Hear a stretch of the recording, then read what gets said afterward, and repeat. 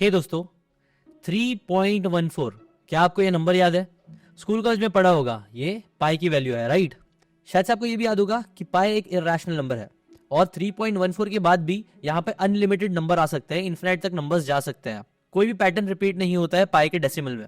अब मेरा चैलेंज ये है ना कि आप बताओ कि डेसिमल के बाद जो 3.14 है वो तो सबको याद रहता है, बट 3.14 के बाद आप कितने नंबर याद कर सकते हो? डेसिमल के बाद आप 10 नंबर तो एटलीस्ट याद कर सकते रहोगे, राइट? मुझे भरोसा है आप कर लोगे।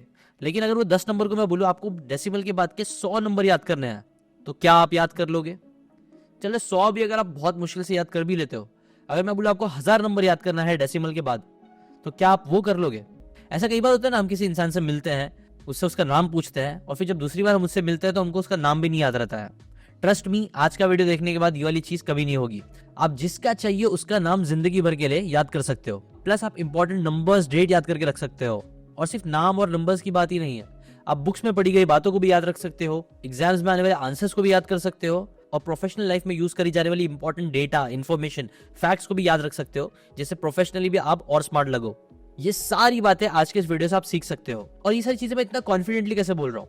पर आपको पता है, एक आदमी है केविन हॉर्सली नाम के, जिन्होंने 3.14 के बाद उन्होंने टोटल 10,000 जो डिजिट्स आते हैं ना, उसको मेमोराइज किया है। और सिर्फ उन्होंने ऐसे ही रट्टा नहीं मारा है। जब जजेस ने उनको 5 रैंडम डिजिट्स दिए ना, तो उसके आगे के और पीछे के नंबर्स भी उन्होंने सही सही बताया, जिस वजह से उन्होंने एक वर्ल्ड रिकॉर्ड क्रिएट किया 1999 में, और उनका एवरेस्ट ऑफ मेमोरी का एक टाइटल भी मिला। और सबसे इंटरेस्टिंग बात यह है कि केविन हॉर्सली है ना, कोई खास बच्चे नहीं थे। कई बार ऐसा होता है ना, जो सुपर स्मार्ट किड होते हैं, कई सारे लोगों की फोटोग्राफिक मेमोरी, आइडेंटिक मेमोरी होती है। ऐसा कुछ भी नहीं था।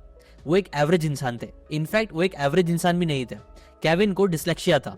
वो जो तारे जमीन पे दर्शन सफारी को होता है ना, जिसमें वर्ड्स यहाँ वहां दिखते हैं, वो सारी चीजें उनको थी। मतलब आप बोल सकते हो एवरेज से भी पुअर मेमोरी थी उनकी और याद करने की कैपेसिटी थी।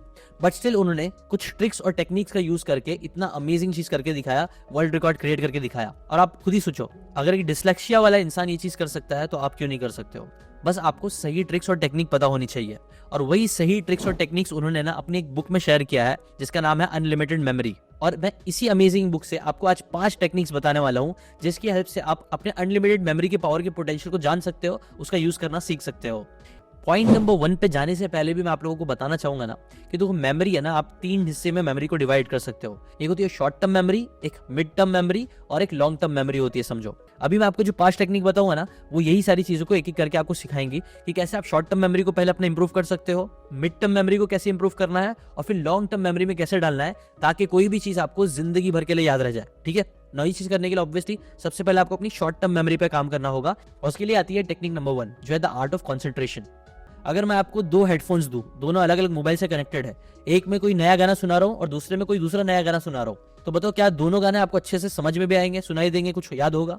ऑब्वियसली नहीं याद होगा। क्यों? क्योंकि 2 अलग अलग चीजें चल रही है। सिमिलरली जब भी हम कोई मल्टीटास्क करने की कोशिश करते हैं, 2 अलग अलग काम साथ में करने की कोशिश करते हैं ना, तो रिसर्च बताती है ना कि इसकी वजह से हम 50% हमारा जो पेस है ना काम करने का, वो स्लो हो जाता है। इनफैक्ट 50% चांसेस बढ़ जाते हैं कि हम गलतियां भी करेंगे। इसीलिए मल्टीटास्क करना बंद करो। कंसंट्रेशन बढ़ाने के लिए देखो, मल्टीटास्क तो बंद करना ही पड़ेगा, उसके साथ साथ आपको एक और चीज करनी पड़ेगी, जिसे ऑथर PIC बोलते हैं। देखो, अगर आप चाहते हो कि आपका कंसंट्रेशन, आपका फोकस एकदम बढ़िया हो जाए, फर्स्ट क्लास हो जाए ना, तो आपको एक PIC फॉर्मूला समझना पड़ेगा। PIC का P स्टैंड करता है पर्पस के लिए। जैसे कि फॉर एग्जांपल, अगर आप अभी ये वीडियो देख रहे हो, अगर आप ये वीडियो ऐसे ही देख रहे हो, टाइम पास करने के लिए देख रहे हो, इसके पीछे कोई अच्छा पर्पस नहीं है ना, तो क्या होगा? बहुत जल्दी आप ये वीडियो भूल जाओगे। लेकिन अगर आप ये पर्पस बना लेते हो, ये वाला मुझे वीडियो देखना है, इसका पर्पस ये है ताकि मैं अपने ब्रेन पावर को इंक्रीज कर सकूं, ताकि मैं अपनी मेमोरी को स्ट्रांग बना सकूं, ताकि मैं अच्छी चीजों को जिंदगी भर के लिए याद रख सकूं। अगर ऐसा पर्पस बनाओगे तो प्रोबेबिलिटी ज्यादा है कि आप कॉन्सेंट्रेट कर पाओगे। इसके साथ साथ पर्पस जितना ज्यादा और डिफाइंड होगा उतना अच्छा है। कि जैसे कि ये मैं वीडियो इसलिए देख रहा हूँ क्योंकि मुझे 5 स्पेसिफिक टेक्निक सीखनी है अपनी मेमोरी पावर को बढ़ाने के लिए, चीजों को जिंदगी भर याद रखने के लिए। ये है P फॉर पर्पस। फिर PIC का I आता है इंटरेस्ट के लिए। आपने नोटिस करा होगा ना, जब हम स्कूल कॉलेज में थे, कई बार हमें ऐसी चीजें पढ़ाई जाती थी जिसमें हमारा इंटरेस्ट ही नहीं होता था। और टीचर कितना भी अच्छा हो, कितने भी अच्छे से समझा रहा हो, अगर हमारा इंटरेस्ट ही नहीं है, हमारा इंटरेस्ट दोस्तों के साथ मस्ती करने में है, कुछ खेलने में है, या फिर चोरी छुपे टिफिन खाने में है, तो कितना भी अच्छा सर कितनी भी अच्छी बात बता ले, हमें वो चीज नहीं समझ में आएगी, ना हम उसे याद रख पाएंगे। इसलिए सेकंड इंपॉर्टेंट चीज अपना कंसंट्रेशन बढ़ाने के लिए जो आपको करनी होगी वो है, जिस चीज में आपको इंटरेस्ट है उस पर काम करो। या फिर अगर कोई भी काम करना पड़ रहा है, जबरदस्ती भी करना पड़ रहा है, तो भी उसके अंदर इंटरेस्ट लेके करो। ठीक है? कि यार आज तो कुछ इंटरेस्टिंग सीखने मिलेगा। वो आमिर खान का डायलॉग था ना 3 इडियट्स में भी, जहां वो बोर्ड पे जाके दो रैंडम वर्ड्स बना देता है अपने दोस्तों का और फिर लोगों को सर्च करने बोलता है, और फिर एंड में वो क्या बोलता है कि सब लोग रेस में लग गए, किसी ने सोचा ही नहीं, किसी के अंदर ये इंटरेस्ट ही नहीं आया कि आज कुछ नया सीखने मिलेगा। और वो बात एकदम सही है। आप भी जब भी कोई चीज़ सीखते हो तो उसमें इंटरेस्ट लेके चीज़ें सीखो। ये वीडियो को भी इंटरेस्ट लेके देखो कि हाँ यार क्या इंटरेस्टिंग बात सीखने मिलेगी, कैसे मेमोरी चैंपियंस लोग इतनी सारी चीज़ें याद रख सकते हैं, मुझे वो सीखना है। ये करके करोगे तो आपको चीज़ें ज़्यादा अच्छे से याद रहेगी, आप कॉन्सेंट्रेट ज़्यादा कर पाओगे। और फिर लास्ट आता है PIC का C, वो है क्यूरोसिटी के लिए। जो भी चीज़ में आप चाहते हो आपका कॉन्सेंट्रेशन अच्छा हो, उसके अंदर आपको इंटरेस्ट लेना पड़ेगा, और इंटरेस्ट लेने के लिए जो चीज़ ज़्यादा जरूरी है वो है क्यूरोसिटी। क्यूरियस रहो, जैसे कि सामने वाला बंदा भी वीडियो में क्या बताने वाला है उससे रिलेटेड क्यूरियोसिटी रखो। ये बातें सीखने के बाद इससे मैं कैसे अपनी लाइफ में अप्लाई कर सकता हूँ। जैसे एक बच्चा कैसे क्यूरियस होता है, हर चीज़ को लेके क्वेश्चंस पूछता है, उसके दिमाग में कई सारे क्यूरियोसिटी वाले क्वेश्चंस आते हैं, वैसे ये बातें सुनने के बाद आपके भी दिमाग में क्यूरियोसिटी आनी चाहिए। और जब आप ये तीनों चीज़ों करोगे, मतलब जो भी काम आप कर रहे हो उसके पीछे आपका एक स्ट्रॉन्ग पर्पस होगा, जो भी काम कर रहे हो उसके अंदर आपका इंटरेस्ट होगा, और एक क्यूरियोसिटी होगी कि यार ये कैसे होता है, क्या होता है। अगर ये तीन चीज़ रख के आप जो भी काम करोगे ना तो उस पर आपका कॉन्सेंट्रेशन और फोकस बहुत अच्छा होगा। तो इसीलिए इन तीनों चीज़ों पर काम करो, और फिर इसी चीज़ की वजह से आपकी शॉर्ट टर्म मेमोरी भी इंप्रूव होगी। अब इसके बाद एक बहुत इंटरेस्टिंग टेक्निक आती है, टेक्निक नंबर 2, जिसे बोलते हैं द C मेथड। आपको पता है ऑस्ट्रेलिया का कैपिटल क्या है? वेल मैक्सिमम लोग है ना ऑस्ट्रेलिया का कैपिटल गलत ही बताते हैं। मैंने अभी रिसेंटली एक वीडियो भी देखा था, उसके अंदर भी उसने जाके बहुत सारे लोगों से पूछा और मैक्सिमम लोगों ने गलत आंसर दिया। मैक्सिमम लोग लगता है कि सिडनी, मेलबर्न ये है ना ऑस्ट्रेलिया का कैपिटल है, बट एक्चुअल में ये कैपिटल नहीं है। कैपिटल क्या है? वेल अभी मैं आपको C मेथड का यूज करके ऑस्ट्रेलिया का कैपिटल ऐसे याद करा दूंगा ना कि आप जिंदगी भर नहीं भूलोगे उसे। ठीक है, C मेथड में आपको क्या करना है, वर्ड को सिर्फ ऐसे ही याद करने के बजाय अपनी इमेजिनेशन का यूज करना है और चीजों को देखना है। जैसे कि फॉर एग्जांपल अपने दिमाग में ना ऑस्ट्रेलिया का एक मैप बना दो। ठीक है, देखो मैप को, गलत सही जैसा भी है, एक साइड में मैप को रखो और दूसरी साइड में देखो कि कैंगरू है। ऑस्ट्रेलिया में सबसे फेमस क्या है? कैंगरू। तो कैंगरू एक साइड पे है और ये जो कैंगरू है ना वो बहुत सारी बेरीज खा रहा है। ठीक है, अब आपको क्या करना है कि कैंगरू का कान पकड़ के ना उसको उठा के उसके मैप पे रख दो, ऑस्ट्रेलिया के मैप पे रख दो। और इंटरेस्टिंग चीज ये है कि जब आप कैंगरू को उठा के रख रहे हो मैप पे, कैंगरू का सिर्फ कान आता है और बेरीज का सिर्फ बैरा आता है। बैरा मतलब फनी वे में, वो बेरीज सब गिर जाती है, सिर्फ एक बेरी है ना बहुत बड़ी होके कैंगरू के कान पे चिपक के वो बड़ा सा बेरी मैप पे आ जाता है। कैंगरू का कैन और बेरीज का बैरा, कैनबेरा। और क्या ऑस्ट्रेलिया कैपिटल क्या है? कैनबेरा है। अब आप देखो छोटा सा C मेथड यूज करने के बाद अब आपको ऑस्ट्रेलिया का जो कैपिटल है ना वो जिंदगी भर याद रहेगा। क्यों? क्योंकि आपने C मेथड यूज किया। आपने ये चीज नोटिस करी है, कई बार जब हम स्कूल कॉलेज की पढ़ाई करते थे तो हम लोग कई सारा टेक्स्ट पढ़ते थे और उसे बहुत जल्दी भूल जाते थे। क्यों?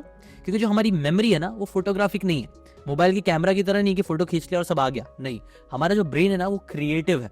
इसलिए आप नोटिस करना जब भी ना कोई फिक्शन बुक पढ़ता है ना तो वो फिक्शन की स्टोरी बहुत अच्छे से याद हो जाती है, लेकिन वहीं पे हम लोग सेल्फ हेल्प बुक पढ़ते हैं तो सेल्फ हेल्प बुक की कई सारी बातें भूल जाते हैं, या फिर जो स्कूल कॉलेज की पढ़ाई कर रहे होते हैं ना वो वाली बातें जल्दी भूल जाते हैं। क्यों? क्योंकि उसके अंदर हमारा बहुत ज्यादा क्रिएटिव ब्रेन यूज नहीं होता है। तो इस प्रॉब्लम को फिक्स करने के लिए एक मेथड है जिसे बोलते हैं द C मेथड।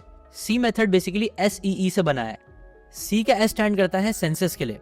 कोई भी चीज जो आपको अच्छे से याद करनी है ना उसके अंदर आप जितना अपने सेंसेस को इन्वॉल्व करोगे उतना चांसेस है कि वो चीज आपको याद रहेगी। जैसे कि for example A for Apple हमें इतने अच्छे से क्यों याद हो जाता है और अभी तक याद है? कभी भी कोई A बोले तो एप्पल ही दिमाग में आता है। क्यों? क्योंकि कई बार हमने एप्पल को सोचते हुए हमने अपने सेंसेस को एक्टिवेट किया कि एप्पल ऐसा दिखता है, उसकी स्मेल ऐसी आती है, उसको टच करो तो ऐसा फील होता है ना, उसको खाते हैं तो ऐसा क्रंची आवाज आती है। ऐसे ही हमारे जब भी कई सारे सेंसेस एक्टिवेट हो जाते हैं कोई चीज को याद करते टाइम या कोई काम को करते टाइम तो वो चीजें हमें ज्यादा अच्छे से याद हो जाती है।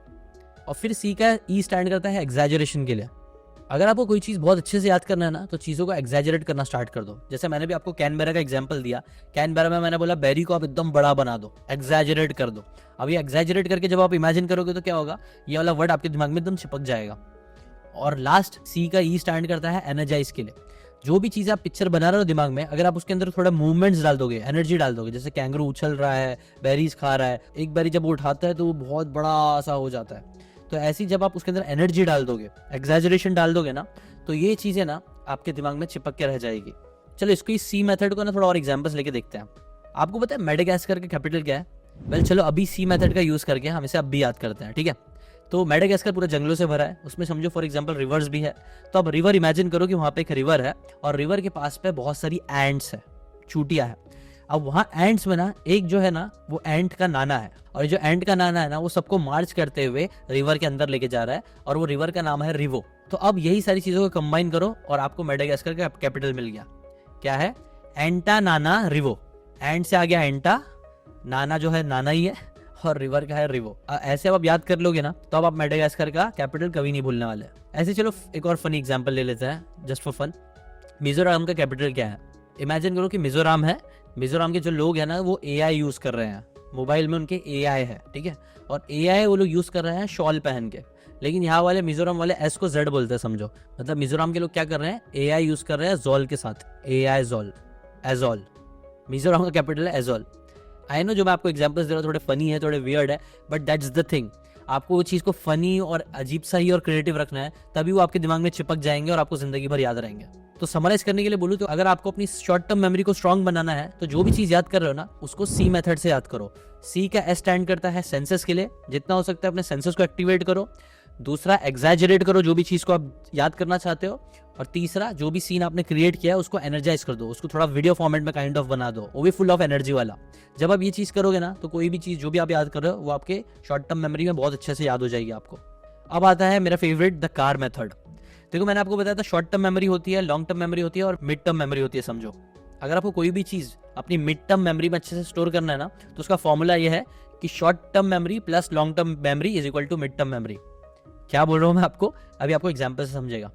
इमेजिन करो ना कि एक कार है, ठीक है, एक बहुत ही इंटरेस्टिंग सी कार है और वो कार के ऊपर है ना एक गाजर अटका हुआ है, बड़ा सा गाजर है जो कार के ऊपर ही अटका हुआ है, ठीक है। और ये जो कार है वो काफी वियर्ड है क्योंकि ऊपर गाजर अटका हुआ है और जब आप उसके व्हील पे देख रहे हो ना तो व्हील पे उसके स्वीट पोटैटो है, उसके जो व्हील है वो शकरकंद के बने हुए हैं। जबकि आप पीछे से उसको देखते हो तो आपको मालूम पड़ता है कि उसकी डिग्गी पे ना बहुत बड़ा सा ऑरेंज रखा हुआ है। उसका जो एग्जॉस्ट पाइप है ना वो कार का, उसमें से स्प्राउट्स और ब्रोकली निकली हुई है। ब्रोकली मतलब वो हरी सब्जी होती है, ये दोनों चीजें उसके एग्जॉस्ट पाइप से निकल रही है। ये तो चलो ऊपर ऊपर की बातें हुई।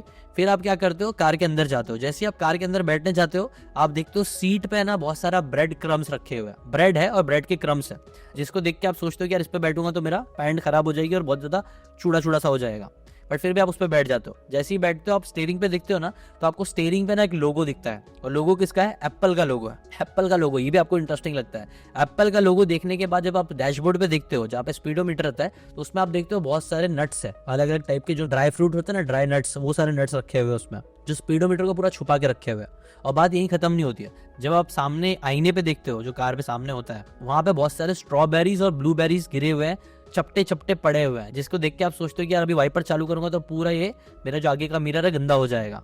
उसके साथ साथ आप एक और चीज नोटिस कर दो, आपके बाजू में आके एक पैसेंजर बैठती है जिसके मुंह पे अंडा लगा हुआ है, पूरा अंडा फूटा हुआ है, और ऐसी आपकी ये पूरी कार है।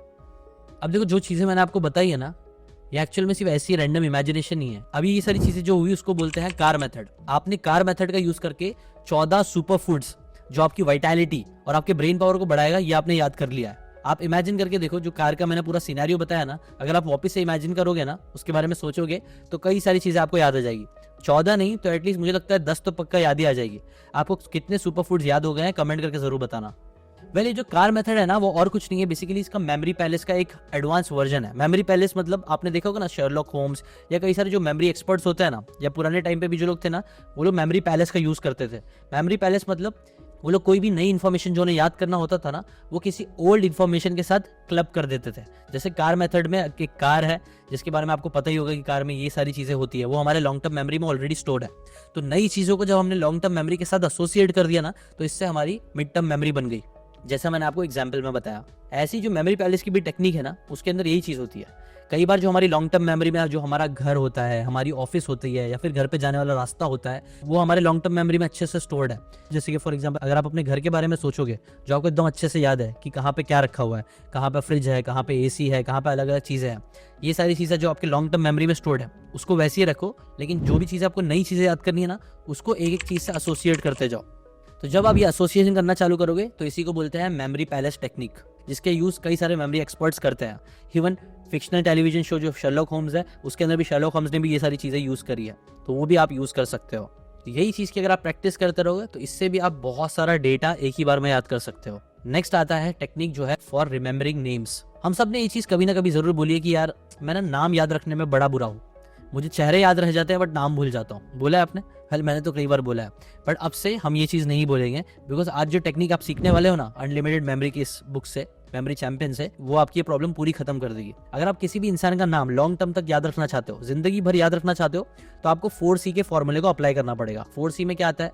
पहला आता है कॉन्सेंट्रेट, दूसरा क्रिएट, थर्ड कनेक्ट और फोर्थ कंटिन्यूअस यूज। एक एक को अच्छे से समझते हैं। पहले लिखते हैं कॉन्सेंट्रेट। कई बार जब हम किसी से नाम पूछते हैं ना, तो लोग यूजुअली अपना नाम हड़बड़ी में बोलते हैं, फास्ट बोलते हैं, और उसको फिर हम लोग केयर नहीं करते, हम लोग कॉन्सेंट्रेट करके सुनते नहीं। तो आपको क्या करना है, जिसका भी नाम आपको अच्छे से याद रखना है, पहले तो कॉन्सेंट्रेट करके सुनो कि एग्जैक्टली उसका नाम क्या है। अगर समझ में आया तो बहुत अच्छी बात है, नहीं तो उसको रिपीट करके वापस से पूछो कि आपका नाम क्या है, वापस से थोड़ा आराम से बोलना, या फिर आप क्या अपने नाम को स्पेल कर सकते हो। तो जब आप ये चीज़ करोगे तो आपका कॉन्सेंट्रेशन और फोकस बढ़ेगा, जिसकी वजह से वो आपको अच्छे से वो नाम आपको समझ में आ जाएगा। देखो, ये इंटरेस्ट लेना सामने वाले को भी इंटरेस्टिंग लग सकता है कि हाँ, ये बंदा जेन्युइनली इंटरेस्ट भी ले रहा है, प्लस ये आपके याद रखने के लिए भी आपके लिए अच्छा हो जाएगा। फिर सेकंड है क्रिएट। अब आपको क्या करना है, एक बार आपको नाम पता चल गया ना, तो आपको कुछ इमेज क्रिएट करनी है। जैसे कि मैं आपको पहले ही बताया, हमारा ब्रेन है ना, इमेजेस में चीजें ज्यादा अच्छे से याद रखता है rather than words and numbers. तो कुछ क्रिएट करो, इमेजिनेशन क्रिएट करो। जैसे कि फॉर एग्जांपल, चलो मेरा ही नाम ले लेते हैं अभी के लिए। मेरा नाम क्या है, जीशान शेख। तो आप इमेजिन करो, आंख बंद कर लो चाहिए तो, आप इमेजिन करो कि एक टीवी है जिसके ऊपर जी चैनल चल रहा है। जी टीवी पता ही होगा ना आपको। तो जी है, और वो जी टीवी पे शान जो है ना, शान एक सिंगर है, पॉपुलर है ना, वो शान कोई ना कोई गाना गा रहा है या कोई बुक की बातें पढ़ रहा है, ठीक है।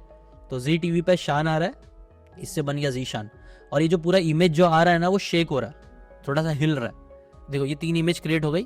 अब आपको मेरा नाम प्रोबेबिलिटी से आता है कि याद रहेगा अच्छे से, जीशान शेख।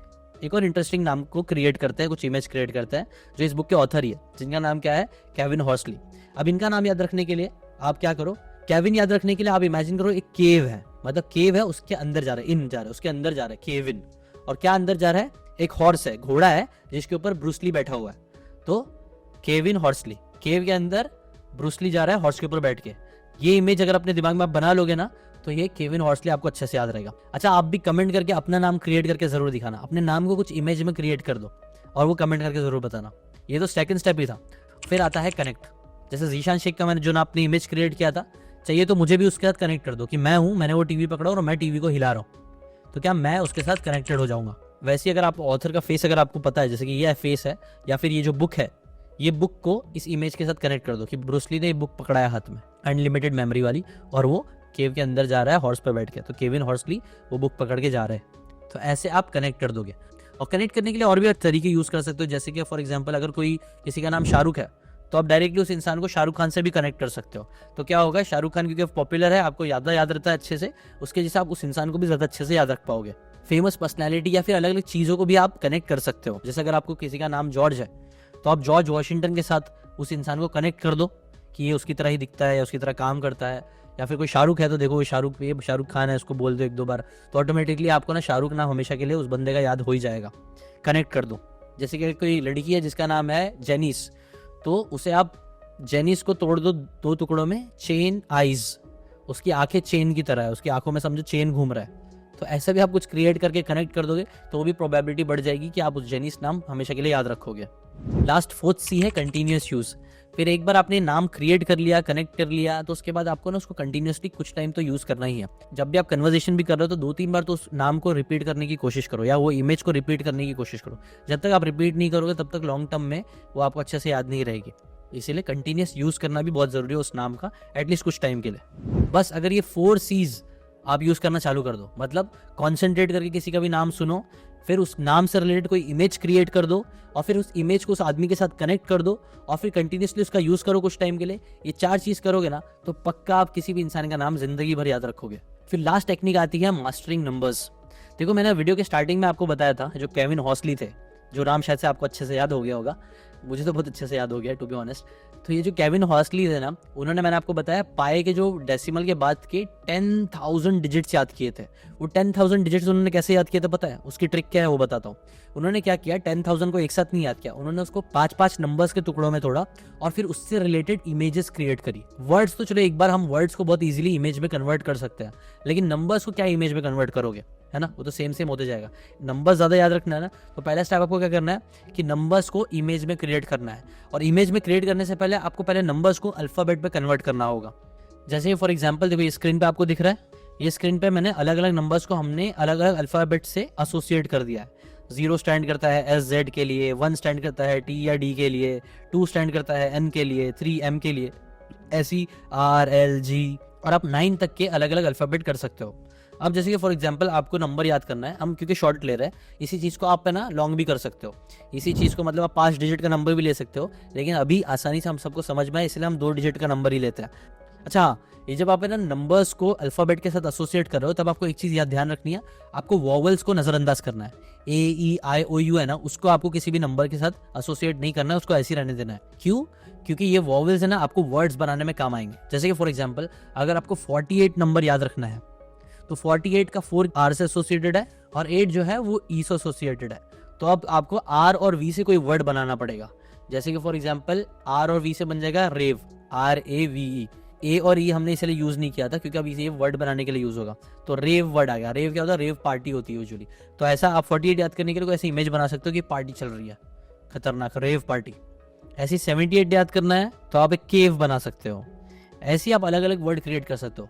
खैर पहले जो मेमोरी चैंपियंस थे लोग तो मेहनत करके नंबर के वर्ड बनाते थे और फिर वो वर्ड की पूरी स्टोरी बनाते थे। कैसे वो स्टोरी बनाते थे? जैसे मैंने आपको कार मेथड में बताया ना, वैसे ही वो क्या करते थे कि उन्होंने पूरी एक स्टोरी जैसे क्रिएट कर दी। जैसे कि उनको अगर उनको नंबर याद करना है 7848, तो वो क्या करेंगे, वो ऐसा दिमाग में इमेजिन करेंगे कि केव में रेव पार्टी हो रही है, वहां से 7848 नंबर याद हो जाएगा। समझ लो, ऐसी खूब सारे नंबर्स के लिए वो करते थे।